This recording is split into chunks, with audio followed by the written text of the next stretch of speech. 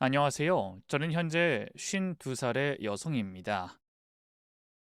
그리고 지금으로부터 2년 전, 저는 남편의 장례식을 치르고 있었죠. 주위에 아는 사람들은 찾아와서 너나 할 것 없이 차라리 잘 됐어라고 말을 하거나 이제 훌훌 털어버리는 게 좋지 하곤 제 어깨를 두드려 줬고요. 장례식에서 진심으로 우는 사람이라고는 시어머니 딱 한 명밖에 없었습니다. 남편의 친구들은 물론이고 형제들 그 누구도 눈물을 흘리는 사람은 없었어요. 심지어 저와 아들까지도 말이죠. 아들은 장례식 자체가 지루한지 하품을 늘어지게 하더니 제게 묻더군요. 엄마, 이걸 꼭 3일 동안 해야 해? 굳이? 석형아, 그래도 너희 아버지잖니. 더구나 너희 할머니가 그러고 싶다고 하셨고. 할머니도 진짜 뻔뻔하네. 이제 포기할 때도 되지 않았어? 그리고 아빠가 우리한테 뭘 해줬다고. 아빠 때문에 엄마 혼자서만 개고생을 했는데 울어야 할 사람은 할머니가 아니라 우리 아니야? 물론 슬퍼서 우는 건 아니겠지만. 석형아, 너 자꾸 그럴 거야? 몰라. 나 그냥 들어갈래. 여기 있어야 할 이유도 모르겠고, 설령 진짜 죽었다고 해도 오히려 난 좋아서 음악이라도 틀고 춤이라도 추고 싶으니까. 사실 아들이 그렇게 나오는 것에는 다 이유가 있었습니다. 그 장례식 자체는 시신 없는 장례식이었기 때문에 생전 남편이 아끼던 물건과 입던 옷을 넣은 관을 두고 치르는 거였죠. 실종 기간이 오래된 것은 둘째로 치더라도 생활 반응은 전혀 없었습니다. 실종 직전 은행에서 돈을 빼고 재산을 정리했던 흔적이 마지막이었고 얼마 안 가서 저희 집으로 유서가 우편으로 도착했죠. 물론 그 유서를 보고 그대로 믿은 사람은 아무도 없었습니다. 생전에도 늘 죽고 싶다는 말을 달고 살았고 목숨으로 협박하는 게 취미였던 사람이었으니까요. 그런데 그게 10년이 넘어가며 마지막까지 희망을 가지고 있던 시어머니조차 진짜일 수도 있다고 믿게 된 거였죠. 하지만 시어머니는 오히려 제게 분노를 표출하시더군요. 너 정말 독하다. 아무리 그래도 남편이 죽었는데 어째 눈물 한 방울 안 흘려? 좋니? 좋아? 어머님 진정하세요. 내 아들이 죽었다면 그건 따지고 보면 너 때문이야. 그때 내 아들이 이혼해달라고 했을 때 차라리 그냥 해줬다면 우리 아들 살아있을 거고 나보다 먼저 갈 일도 없었어. 알아? 빈소 구석에서 쭈그려서 울던 시어머니가 소리를 지르자 나가려던 아들 석형이가 따져 물었죠. 할머니, 우리 엄마한테 그딴 식으로 말하지 마세요. 그러니까 아빠가 그 모양 그 꼴로 자랐다는 거 몰라서 그런 말씀하시는 거예요? 멀리 갈 거 있어요? 여기 빈소에 방문한 사람들 표정을 보세요. 누구 하나 진심으로 울어주는 사람이 있는지. 제발 정신 좀 차리세요. 뭐야? 석형이 넌 그러면 안 된다. 그래도 이 세상에 태어날 수 있게 해준 게 내 아들이야. 그리고 넌 어려서 기억 못하는지 모르겠지만 널 얼마나 끔찍이 아꼈는지 알아? 밥 안 먹겠다고 투정 부리는 거 무릎에 앉혀놓고 그저 애지중지. 네네, 저도 귀에 못이 박히게 들었어요. 근데 그거 절대 자랑 아니고 쪽팔린 거예요. 제 나이가 20살이 넘었는데 아버지가 저한테 가장 잘해줬던 기억 그거 하나, 딸랑 하나 있는 게 자랑 같으세요? 전 그 말 들을 때마다 생각했어요. 수십 년이 흐른 뒤에도 날 키웠다고 말할 성과가 고작 그거 하나구나. 밥 안 먹는다고 무릎에 올려서 밥 먹인 거 딱 하나구나. 석형이가 목에 핏대까지 세우며 소리를 지르자 시어머니는 저를 노려보셨죠. 아주 아들 새끼 잘 키웠다. 할미한테 이렇게 하라고 네가 가르쳤니? 눈 똑바로 뜨고 바락바락 대들라고? 그것도 내 아들 장례식에서? 집안 꼴 잘 돌아간다. 아주 잘 돌아가. 어디 아들 없이 살아야 하는 나는 서러워서 살겠니? 내 아들이 이 꼴을 보면 죽어서도 눈 못 감지. 얼마 안 가서 아이고 아이고 하는 곡소리가 빈소를 꽉 채웠고 사람들은 혀를 끌끌 차며 시어머니를 비난했죠. 그 안엔 남편의 형과 누나도 포함돼 있었습니다. 막내만 아들이고 난 아들도 아니라는 거야? 엄마는 왜 또 저래? 잠잠하더니. 옳게. 엄마 저러는 거 하루 이틀 하니 너그럽게 좀 봐줘. 보통의 자식들이라면 자신의 어머니를 비호하고 나섰겠지만 온전히 제 편이 되어줬죠. 성격이 워낙 까탈스럽기도 하고 막내인 아들만 유독 편애했던 시어머니였습니다. 시아버지가 돌아가신 후에도 자신은 막내 아들과 살겠다고 선언하셨을 정도였으니까요. 물론 그때까지는 아주버님과 형님도 이해했고 시어머니와 사이가 나쁜 것만은 아니었습니다. 그런데 돌아가신 시아버지가 남긴 땅이 돌연 재개발이 되며 극도로 나빠졌어요. 왜냐하면 남편은 바로 일을 그만뒀고 시어머니는 그런 남편에게만 돈을 제공했기 때문이었습니다. 더구나 남편의 삐뚤어진 태도도 문제였죠. 용수, 너 형한테 그러는 거 아니야. 내가 돈을 달래? 그냥 빌려달라는 거 아니야. 적어도 너한텐 족하고 내 딸이 아프니까 백혈병이라서 돈이 너무 들어서 그래. 어? 아, 왜 나한테 그래? 내가 무슨 돈이 있다고. 형, 엄마한테 직접 말해. 엄마한텐 손녀인데 싹싹 빌면 해줄 거 아니냐고. 아, 내가 무슨 심부름꾼이야? 가뜩이나 공사가 다 망한데 시간 없는 사람을 붙들고 호선을 하지 말라 이 말이야. 너 진짜 이럴 거야? 다른 것도 아니고 내 딸이 아프다는데? 그리고 너 일도 그만두고 놀면서 뭐가 그렇게 매번 바쁘다는 거야? 그리고 엄마 날 안 만나겠다고 하잖아. 형, 솔직히 까놓고 말하자. 엄마가 나랑 살고 싶다고 했을 때 누나랑 형이나 속으로 좋아 죽었잖아. 까다로운 우리 엄마랑 같이 살기 싫어서. 우리 엄마가 그걸 모를 거라고 생각해? 형은 내가 돈을 받는 게 불공평하다고 생각하겠지만 이건 업보야, 업보. 지금 내 딸이 아픈 게 업보라고 한 거야? 너 말 그딴 식으로밖에 못해? 아이, 꼭 그런 뜻은 아니지만. 아이, 그렇게 진작에 잘하지 그랬어. 뒷북을 치더라도 양심이라는 게 있어야지. 너무 속보이잖아, 뻔뻔하게. 그때 저는 그 말을 듣고 파르르 떠는 아주버님이 가여워서 한마디 거들었죠. 여보, 어머님한테 말을 해봐. 당신까지 이렇게 나오는 법이 어딨어. 다른 것도 아니고 병원비인데 그 정도는 당신 선에서 가능한 부분이잖아. 어? 아, 시끄러. 어디서 여자가 하늘 같은 서방님 말씀하시는데 끼어들어? 뭐? 나도 그 정도 말할 자격은 있어. 당신 해도 너무한 거 아니야? 어쩜 사람이 이래? 어떻게 이렇게 나쁜 쪽으로 변할 수가 있냐고. 사람은 원래 각자 위치에 맞게 변하는 거야. 물고기도 좁은 어항에서 살면 더 자라지 않지만 넓은 곳에 풀어주면 몸집 커지듯이. 그럼 내가 언제까지 당신한테 설설 길 줄 알았어? 그러니까 괜히 우리 가족 일에 끼어들지 말고 애나 봐. 우리 애도 제대로 못 돌보는 게 어디서 위선을 떨어? 당신 돈 아니라고 그딴 식으로 말하지 말라는 소리야. 알았어? 결국 아주버님은 그 어떤 도움도 받지 못하고 돌아갔고 대출까지 받아서 수술을 진행했지만 얼마 안 가서 아이가 죽고 말았던 겁니다. 그리고 그때부터 완전히 발길을 끊고 말았죠. 신우이 역시도 남편의 사업부도 직접 도움을 요청했지만 마찬가지로 거절당했고요. 신우이는 그날 울면서 절 잡고 호소했습니다. 내가 그동안 올케한테 정말 미안해. 우리 엄마 성격 고약해서 솔직히 나도 오빠도 엄마 모시고 살고 싶지 않았어. 그래서 막내랑 살겠다고 했을 때 좋아했던 거 사실이고. 그래도 나 엄마한테 잘했고 동생한테도 최선을 다했어. 올케는 알잖아. 그럼요. 제가 왜 그걸 몰라요. 오빠랑 나 둘 다 그렇게 잘 살지 못해도 매달 10만 원씩 돈 모아서 2년에 한 번 여행도 보내드렸고 나이는 먹어도 가장 막내라고 생일이며 몸에 안 챙긴 게 없었어. 다른 집은 친정에서 바리바리 못 사들고 올 때 내 손에 아무것도 없어도 갈 땐 늘 양손에 못 들고 갔고. 죄송해요. 저도 저 사람이 저렇게 변할 줄은 몰랐어요. 어머님도 변하셨고요. 돈에 미쳐서 형제고 자식이고 없다는데 옳기가 뭐 어쩌겠어.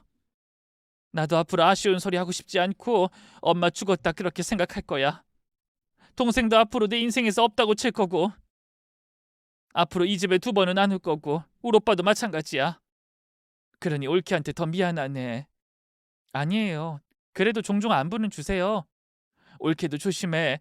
남자들 돈 생기면 그때 본색 드러내는 거야. 어린 석정이 지켜야 하니 정신 똑바로 차리란 말이고. 알았어? 무슨 일 있으면 우리한테 바로 연락 줘. 응? 실제로 두 분은 그 뒤로 발길을 완전히 끊어버렸습니다. 어머님 생신과 명절이 되니 빈자리는 확연히 티가 났죠. 그러자 오히려 시어머니는 돈에 미쳐서 애미도 버렸다며 비난을 하시더군요. 남편 역시도 자신의 잘못은 생각도 하지 않고 시어머니를 부추기기까지 했습니다. 우리가 돈 없었으면 그런 말을 애초에 했겠어? 그냥 힘들다는 말 한마디 하고 말았겠지. 근데 돈이 있으니까 그거 바라고 뻔질나게 우리 집 들락거리는 거 보라고. 그러다가 안 준다니까 딱 발길 끊어버리는 게 사람이 할 짓이야? 애초에 그게 무슨 뜻이겠어? 돈 없으면 엄마를 엄마 대접도 안 해준다 이 말이랑 다를 게 뭐가 있냐고. 그런 걸 보면 형이랑 누나는 사람이 아니야. 엄마도 그런 것들 자식이라고 취급도 해주면 안 돼. 알았지? 당연하지. 너희 아빠 죽고 나서 그 누구 하나 나서서 나랑 같이 살겠다고 말을 하기로 했어? 괘씸한 것들. 망할 것들. 걔들 그거 다 벌 받은 거다. 두고 봐라. 내가 죽기 전에 그 누구한테 10원 한 장을 주나. 아주 다 쓰고 그렇게 죽을 거야. 그래. 엄마 아주 혼쭐을 내줘야지. 아이, 그나저나 그래도 내 사업 자금은 대줄 거지? 그럼 우리 아들이 필요하다는데 그 정도는 애미가 해줘야지. 우리 막내는 걱정하지도 말어. 이 엄마가 알아서 싹 해줄 테니까. 넌 그냥 질주 않는 말처럼 앞만 보고 달리면 된다. 솔직히 시어머니가 그렇게까지 한 이유는 지금도 이해가 되지 않았습니다. 사위의 부도를 막아달라는 부탁은 몰라도 백혈병을 앓고 있는 손녀의 병원비를 달라는 것까지 거절한 것은 너무 잔인하다고 생각했거든요. 그런데 아주버님 말로는 한 가지 짐작이 간다고 하셨습니다. 시아버지가 살아생전에 엄청난 자린고비였고 돈을 줄 때도 그냥 주는 법이 없었다고 했죠. 이를테면 생활비가 필요하면 비위를 맞춰줘야 겨우 나오는 수준으로 말이에요. 또한 콩나물 하나 사는 것에도 허락을 받고 검사까지 할 정도였기에 한평생 목돈을 손에 쥐지 못했다고 합니다.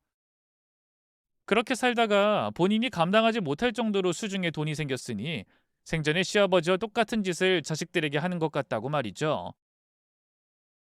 뭐 단지 짐작에 불과했지만 저는 그 말에 신빙성이 있다고 판단했어요. 실제로 제게도 비슷한 짓을 하셨기 때문입니다. 넌 하는 행동이랑 말투가 왜 그러니? 생활비를 달라는 말이 왜 그렇게 당당해? 당당한 게 아니라요. 어머님, 그이가 돈을 벌어오지도 않아서 몇 달이나 저 혼자서 어디서 말대꾸를 해? 내가 이유를 물었어?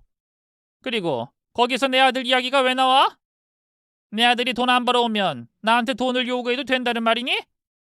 너 정말 뻔뻔하구나.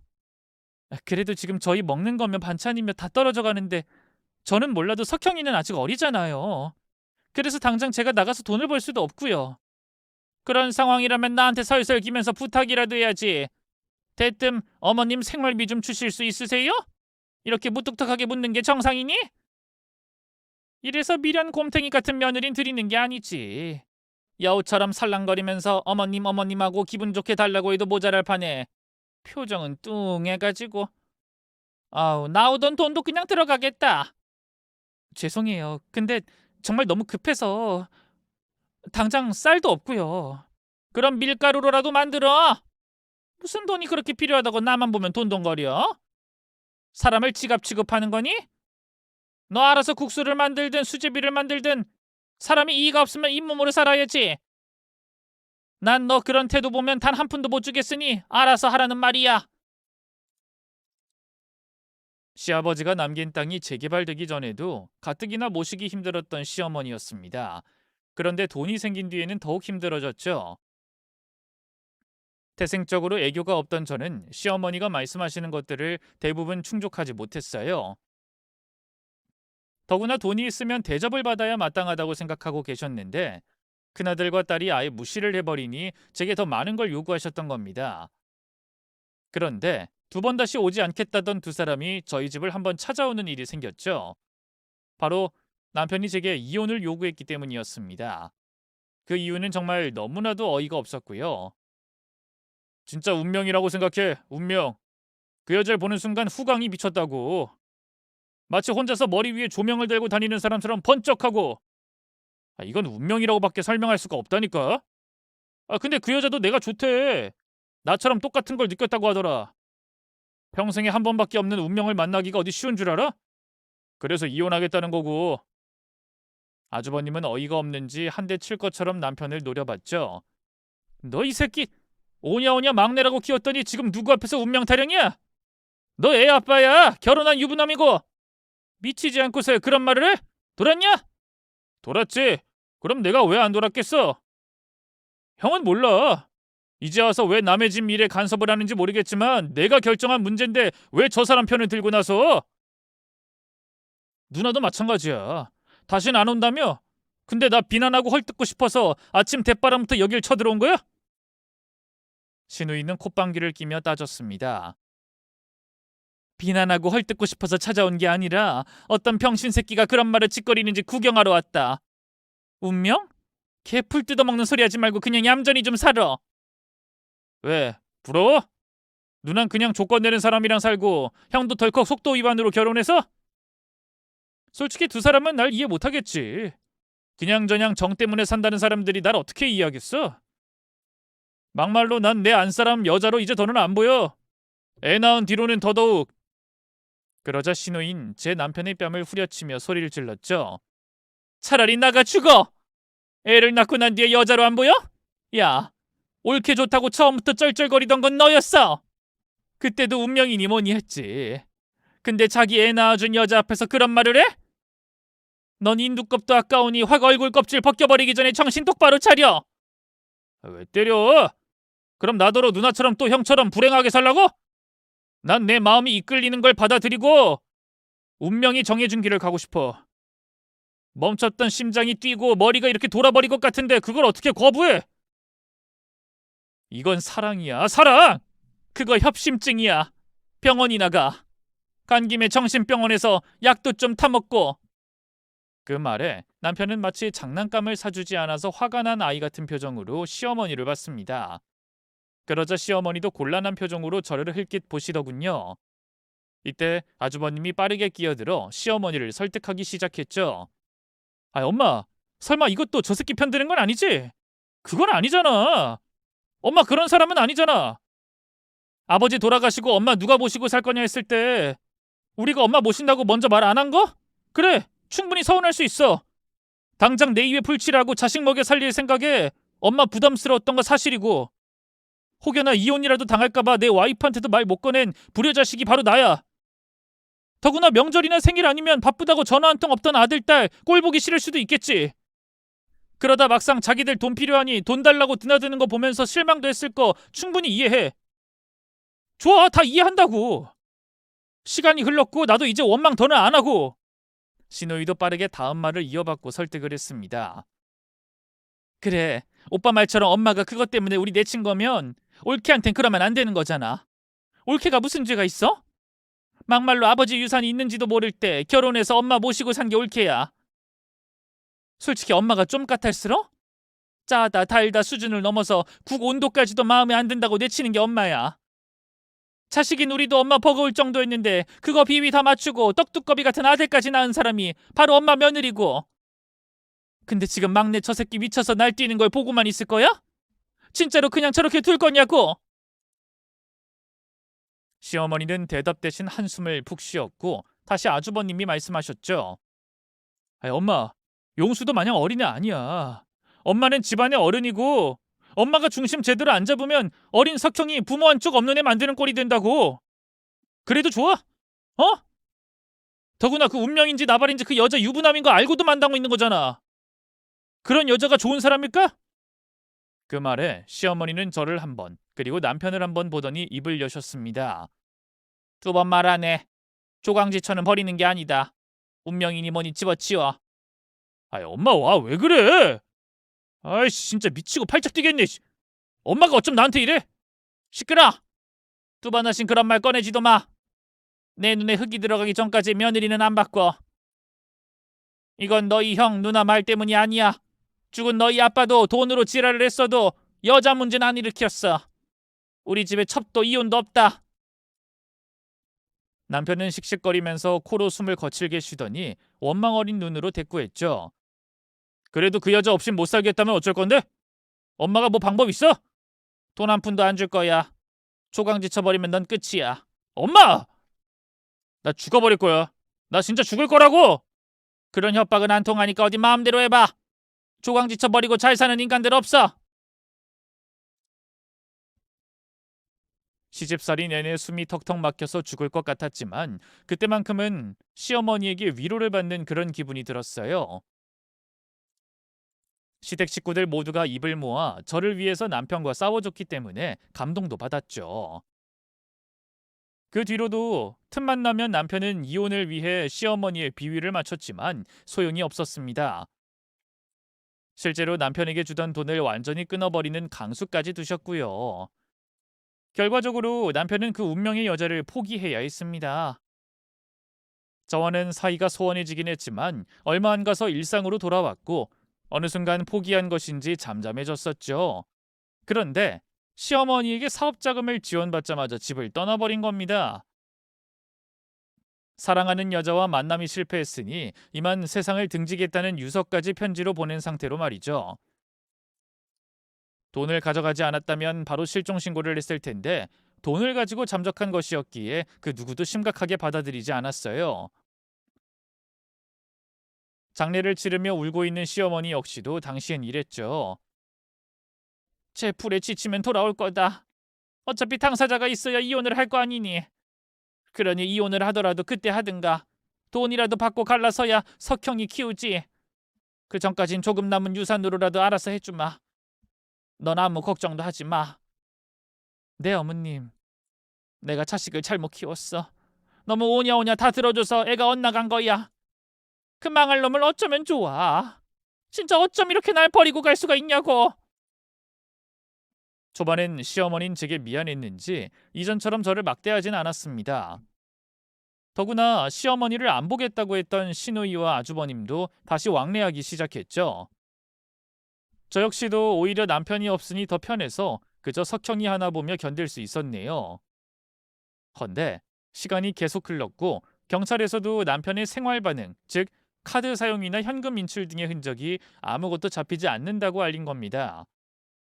그리고 그렇게 오랜 실종 기간 끝에 사망 신고를 했던 거죠. 그런데 장례 이튿날에 한 여자가 어색하게 빈소 안으로 들어오는 겁니다. 저희 남편과는 어떻게 아는 사이신지. 그게 제가 실은 부탁을 받고 온 거라서요.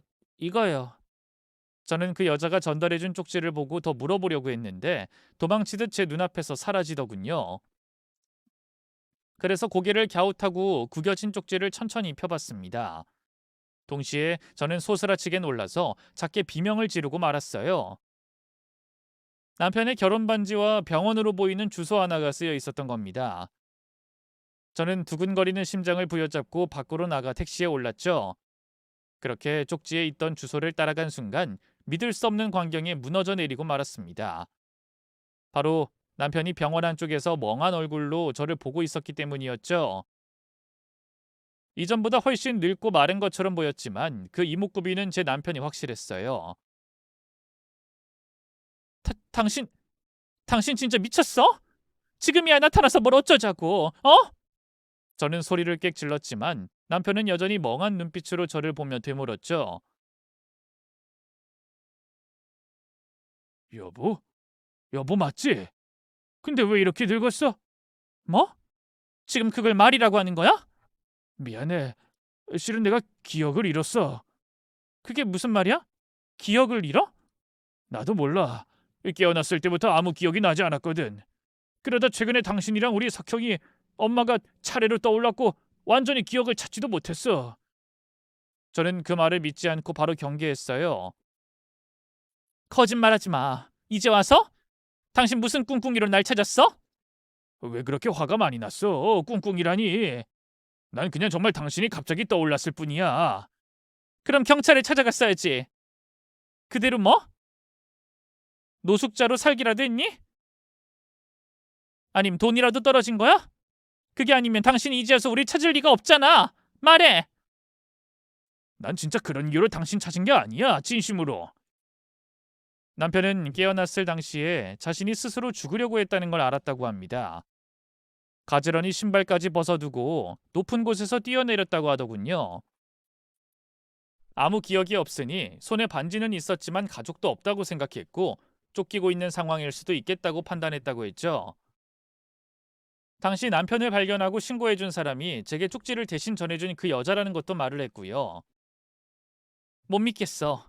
기억을 잃을 정도로 머리를 다친 거라면 무슨 수로 치료를 했는데? 그 여자 동생이 오래전에 실종이 되었었다고 명의를 빌려줬어. 무엇보다 억울한 건 나 돈 때문에 당신 찾아온 게 아니라는 거야. 나 사업해서 꽤 성공했거든.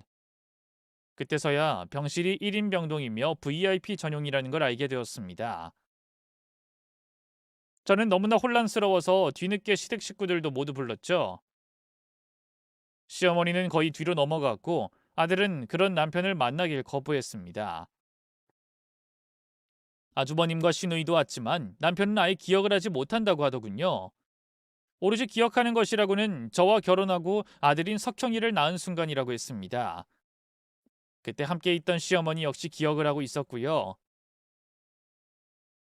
실제로 사람을 써서 저희를 찾아냈다는 증거까지 있었고 행동도 이전에 알고 있던 남편과는 사뭇 달랐죠. 시어머니는 눈물까지 흘리시며 돌아온 남편에게 말씀하셨습니다. 됐다. 기억이 온전하지 않으면 어떠니? 돌아왔으면 된 거지. 아유 내 새끼, 우리 용수. 어머니 죄송해요. 제가 너무 늦게 왔네요. 어머니? 넌 나 엄마라고 불렀잖아. 진짜 기억 안 나? 아니다 됐다. 앞으로 석형이랑 오순도순 더 잘 살면 되는 거지. 이렇게 돌아왔으면 된 거야. 이때 신우이가 끼어들어 날카롭게 소리를 쳤죠. 설마 올케랑 그냥 살게 하겠다고? 엄마 그건 아니지. 전에 말 다 끝냈잖아. 엄마 남은 재산 일부 정리해서 올케 나눠주고 올케 편안하게 살게 하자고. 근데 뭐? 오순도순? 그건 용수가 죽은 줄 알고 그런 말 했던 거고 이렇게 버젓이 살아있는데 이혼을 왜 시켜? 더구나 얘는 기억이 없어서 못 찾아온 거라고 하잖아. 그런 애한테 잘잘못 따져? 아니 넌 누나라는 애가 어째서 동생 와이프를 더 감싸고 놀아? 엄마 양심이 없어? 진짜 엄마 이럴 때마다 숨 막혀. 적어도 엄마는 올케한테 이러면 안 되는 거잖아. 그간 남편도 없이 엄마 모신 사람한테 또 이렇게 해? 됐다. 이제 나도 더는 엄마 안 볼 거야. 저 새끼 안고 같이 살든 말든 필요 없다고. 신우이는 저에게 성큼성큼 걸어와서 손을 잡곤 이어 말했습니다. 올케 휘둘리지 마. 실종 기간 동안 남편 노릇 못한 걸로 소송이라도 걸어서 무조건 이혼해. 우리 엄마도 신경 쓰지 말고 그냥 하고 싶은 거 하라고.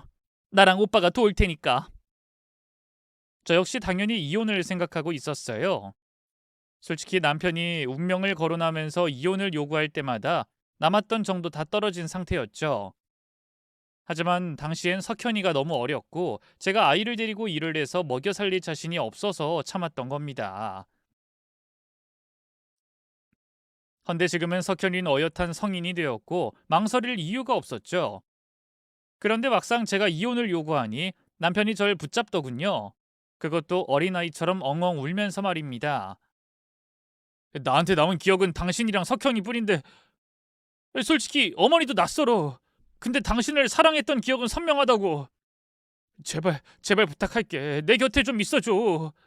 석형이도 공무원 시험 준비하려면 든든하게 지원해줘야 할 거고 나 그럴 능력 있어. 됐어. 나 혼자서도 충분해. 그리고 위자료 받을 거야. 나도 억울해서 그냥은 못 나가. 가져가. 다 가져가도 좋아. 나 정말 당신만 있으면 되는 사람이야. 당신이 이렇게까지 화가 난 이유를 어머니한테 들어서 알아. 근데 아무리 떠올리려고 해도 기억도 안 나고 솔직히 믿어지지가 않아. 내가 왜 당신을 두고 다른 여자를 좋아했을까 이해도 되지 않고. 운명이라며. 애 낳은 뒤로 난 여자도 아니었다고 말한 건 당신이야.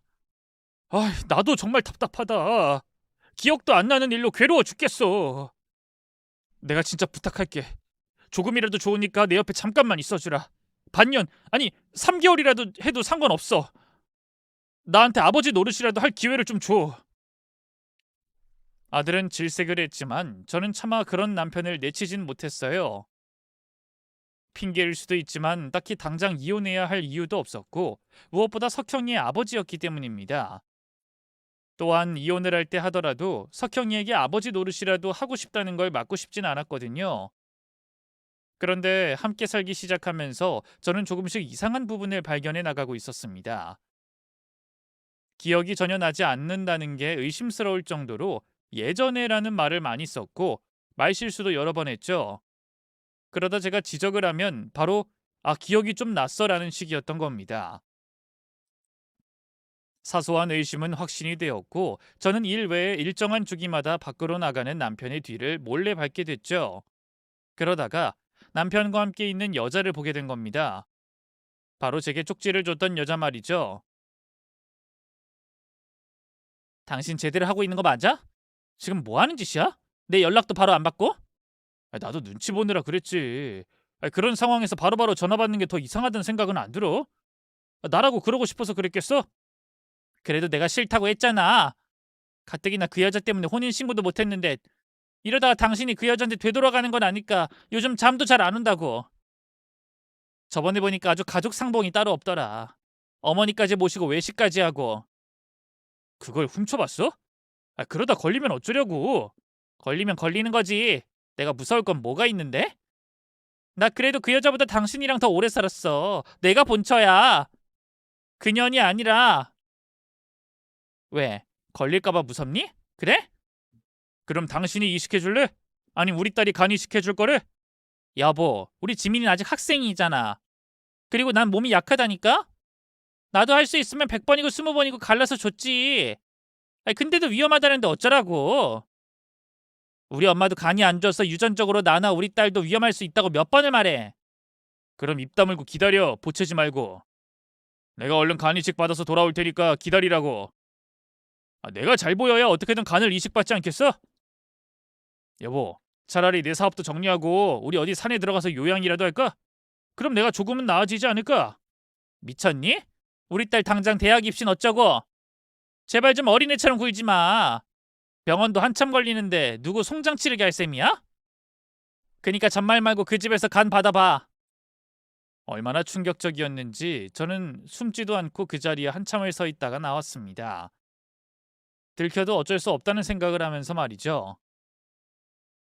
손도 덜덜 떨리고 머리도 어지러웠어요. 이따금 간이식 때문에 이혼한 전처나 자식들을 찾는 경우가 있다곤 들었지만 제가 그런 경험을 하게 될 줄은 전혀 몰랐기 때문이죠. 당연히 저는 바로 이혼을 할 생각을 했습니다. 헌데 이 모든 이야기를 들은 아들은 돌연 반대를 하고 나섰죠. 물론 남편을 위해선 아니었습니다. 복수는 제대로 해야지. 이대로 엄마가 이혼하면 어떤 상황이 될 줄 알아? 아빠는 역시나 내 선택은 틀리지 않았다고 운명의 여자와 마지막을 함께하겠다고 나갈걸?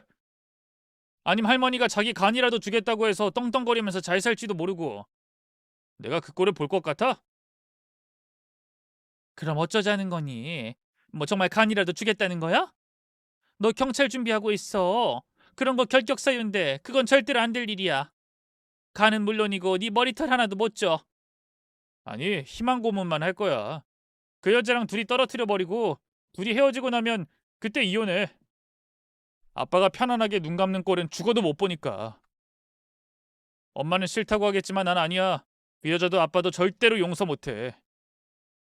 그래도 사람 목숨 가지고 어떻게 그렇게 해? 그럼?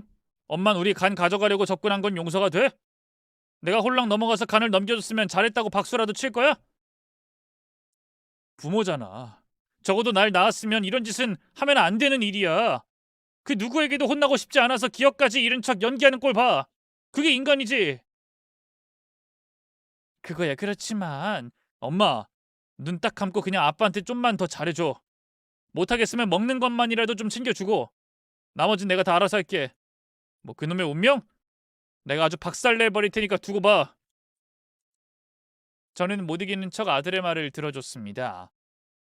제 이런 성격이 답답해하실 분들이 있을 거라는 걸 잘 알아요. 시댁 식구들이 편들어줬다고 이혼도 안 했고 남편도 없는데 시어머니를 20년 가까이 모셨으며 다시 돌아온 인간과 이혼도 바로 하지 않고 사는 걸 보면 한심해 보일 수도 있겠죠. 하지만 저는 누군가의 말을 듣고 간신히 참고 있는 게 아니라 아무 감정이 없었기에 수용이 가능했던 겁니다. 거짓말까지 하며 간을 이식받으려고 했다는 걸 알았을 때도 마찬가지였어요. 어떻게 인간이 저러나 정도의 분노는 느꼈지만 배신감에 절망하거나 슬픈 마음은 없었기 때문이죠. 아들이 복수를 하고 싶다면 그 마음이라도 달래고 헤어지는 게 좋겠다 싶어서 알겠다고 했던 거고요. 그렇게 저는 아들의 말처럼 식사만 제대로 잘 챙겨줬습니다. 기억이 있다는 걸 알아차렸으니 좋아했던 음식을 그대로 만들어줬죠. 허겁지겁 그걸 먹는 걸 보면서 그 인간도 고생 꽤나 했구나 하는 생각도 들더군요. 운명을 쫓아가니 밥도 제대로 못 챙겨 먹고 배를 쫄쫄 골맞나 싶어서 헛웃음까지 나올 지경이었죠. 반면 아들은 실제로 정말 많은 노력을 했습니다. 아빠, 우리 낚시 가요. 그리고 간 김에 술도 한 잔 먹고요. 아빠한테 술 배웠어야 했는데 그것도 못했으니까 낚시라도 배우고 싶거든요. 그럴까? 낚시 좋지. 오랜만에 그 예전에 내가 낚시를 좋아했었던 게 기억이 나서 신기하네. 여기 있으니까 낚시를 했던 기억이 살아났어. 슬쩍 눈치를 보는 남편을 아들은 빤히 보더니 이내 억지 미소를 지었죠. 그럼 낚시 가면 더 떠오르겠네. 잘 됐어요. 밤낚시 시작해서 내일 새벽까지 하자고요. 나야 너무 좋지. 근데 너 공무원 준비 때문에 바쁘지 않아? 아빠가 더 중요해요. 제가 얼마나 아빠랑 같이 있는 시간을 꿈꿨는지 몰라요. 진심으로요. 그래? 고맙다. 이거 참 감동인걸. 제 아들은 시어머니가 그토록 바라던 여우처럼 행동하기에 달인이었어요. 그러면서 은근슬쩍 남편의 휴대폰을 숨겨놓은 뒤 서둘러서 출발했죠. 사라진 휴대폰을 찾던 사라진 휴대폰을 찾던 남편도 이내 포기하고 아들을 따라 나섰고요. 당연히 휴대전화는 끊임없이 울렸습니다. 자신이 본처임을 자처했던 그 여잔 쉬지 않고 김 과장이란 이름으로 전화를 걸고 있었죠. 전 처음엔 무시하다가 아들의 노력에 조금이라도 보태려고 그 전화를 받아 이야기를 했습니다. 우리 남편이 휴대폰을 두고 아들이랑 같이 여행을 갔네요. 김 과장님 맞죠? 무슨 급한 일 있으시면 저한테 전달해 주세요. 계속 전화가 오기에 받은 거라. 아니요, 별거 아니고 제가 직접 말씀드려야 할 업무 전달 사항이라. 아, 네. 그래도 전 그 사람 와이프라서 전달은 어렵지 않거든요. 이 사람이 정말 애처가에 아들이라면 끔찍이 아끼는 사람이라 일에 지장을 준 건 아닌지 모르겠네요. 제가 집에 오면 아주 따끔하게 혼을 내줄게요. 걱정 말고 기다리세요. 비록 수학이 넘어지만 여자가 부들부들 떨고 있는 게 느껴졌어요. 돌연 전화는 뚝 끊어지고 말았죠. 그러자 저는 어디 한번 당해보라는 생각으로 남편의 휴대전화를 완전히 꺼버렸고요. 속으로 유치하다는 생각을 하긴 했지만 한편으론 통쾌함을 느꼈습니다. 감히 본인 딸은 죽어도 안 된다고 하면서 제 아들의 간을 받아오라던 여자였으니까 말이죠. 아들은 그 뒤로도 그런 짓을 몇 번이나 했고 남편과 단둘이 혹은 시어머니까지 함께 여행도 다녔습니다. 저 역시도 멀리는 가지 않아도 외식 정도는 참석을 했고요. 그러다 보니 그 여자와 남편의 사이는 점점 갈라지고 있는 게 보였죠. 사색이 된 얼굴로 전화를 받으러 나가기도 했고 아들이 한 번은 누군가와 전화로 싸우는 걸 목격하기까지 했다고 했으니까 말입니다. 그러던 어느 날 그 여자는 외식을 나온 저희 가족 앞에 나타났죠. 이 사람 뻥치는 거예요. 기억도 온전하게 다 있고 나랑 이 사람 사이에 딸까지 낳았다고요. 제가 이 여자보다 훨씬 더 오래 이 사람이랑 같이 살았어요, 어머니. 저나 아들이나 그 여자의 존재를 알고 있었기에 별 반응을 하진 않았지만 시어머니는 달랐어요. 거의 온몸을 파들거리며 떠시기 시작하셨죠. 어머니? 너 누구야? 누군데 감히 나한테 어머니를 해? 저 이 사람이랑 20년 가까이 산 사람이죠. 기억 상실 다 뻥이고 간이식 받으려고 이 집에 기어들어온 게 이 사람이에요. 근데 이 집 아들이 간이식 해준다고 하니까 나랑 내 딸 버리겠다고 해서 내가 여기 찾아온 거고요. 충분히 자격 있어요. 뭐? 기억을 잃은 게 아니라고? 간이식이라니? 남편은 고개를 숙였고 제 아들은 시어머니를 향해 씁쓸하게 웃어 보였습니다. 자신의 아들이라면 너무나도 아꼈던 시어머니였기에 그러려니 하고 넘어갈 줄 알았죠. 하지만 시어머니는 곁에 어정쩡하게 서 있던 남편의 뺨을 주먹으로 치셨습니다. 나이 들어서 허리가 점점 굽어가는 와중에도 무슨 힘이 났는지 온 힘을 다해서 몇 번이나 더 때리셨고요. 이 미친 놈 그냥 죽어! 죽지 그랬어! 간? 누구 마음대로 내 손자간을 가져가? 전년이 그년이지. 운명이니 후광이니 하던 그년. 유부남인 거 뻔히 알면서도 꼬리 흔들고 너 꼬여낸 첩년을 이 집 앞까지 끌고 들어와? 오늘 내가 아주 너 이년 놈들 죽여버릴 줄 알아라. 시어머니는 그 여자의 머리채를 잡고 남편까지 잡아서 뜯어버렸습니다. 몸을 제대로 가누기도 힘든 상태였음에도 불구하고 악을 쓰면서 손톱으로 핥히기까지 했죠. 저와 아들이 달려가서 그런 시어머니를 잡은 뒤에야 상황이 끝이 났고 여자는 뜯긴 머리털을 보고 서러운지 엉엉 울더군요. 남편은 그대로 바닥에 주저앉아 무릎을 꿇고 있을 뿐이었죠. 더러운 것들, 이 나쁜 것들! 너네 비란 놈이 그렇게 목숨 연명을 하고 싶었니? 그래서 아들한테 간을 내어달라고 했어? 그걸 또 준다니까 덥석 좋다고 하고? 차라리 죽지 그랬니? 곱게 죽으면 내 가슴에 묻어주기라도 했을 텐데 넌 무덤에 풀 한 포기도 아까워. 아이 엄마, 사실은 그게 아니라 넌 이제 내 아들 아니야. 아이 엄마, 너 사라지고 석형애미 내가 얼마나 구박하고 원망했는지 알아? 이혼 안 해줘서 너 죽은 것 같다고 그 책임까지 지라고 얼마나 내가 괴롭혔는지 아냐고. 근데도 늙은 나 안 버리고 이제까지 곁에 있어줬어. 자식 새끼들 다 내 성격 고약하다고 할 때도 군말 없이 내 옆에 있었고. 그런데 간 달라고 나타나서 감쪽같이 우릴 속여? 엄마, 난 정말 그런 의도가 아니었다고. 나가! 저 운명인지 뭔지 전현 데리고 썩 꺼져! 내가 그 간을 파내버리기 전에! 덕분에 아들의 복수는 멈췄습니다.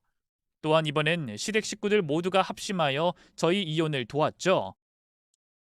아주버님과 시누이 그리고 시어머니까지 모두 저를 비호하고 나서서 최대한 많은 금액의 위자료와 재산 분할까지 받을 수 있도록 했고요. 소송을 진행한 변호사도 시댁 식구가 며느리 편을 드는 경우는 또 처음 본다고 할 정도였습니다. 그렇게 시간이 흐르고 지금으로부터 약 2달 전 시어머니와 시누이 그리고 아주버님이 차례로 연락을 주셨죠.